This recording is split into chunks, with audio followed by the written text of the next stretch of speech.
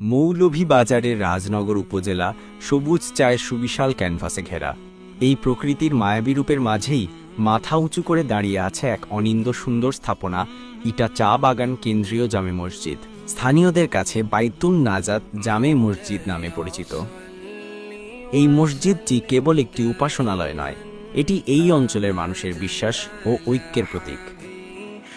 বলা হয়ে থাকে এটি রাজনগর উপজেলার সবচেয়ে সুন্দর ও নান্দনিক মসজিদ।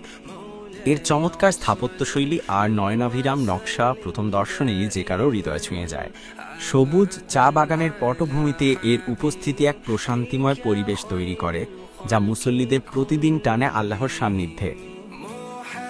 প্রায় 4000 মুসল্লি একসাথে নামাজ আদায় করতে পারেন এই বিশাল মসজিদে। ঈদের জামাতে এর প্রাঙ্গণ পরিণত হয় এক মহামিলন মেলায়। চা বাগানের স্নিগ্ধতায় ঘেরা ইটা চা বাগান কেন্দ্রীয় জামে মসজিদ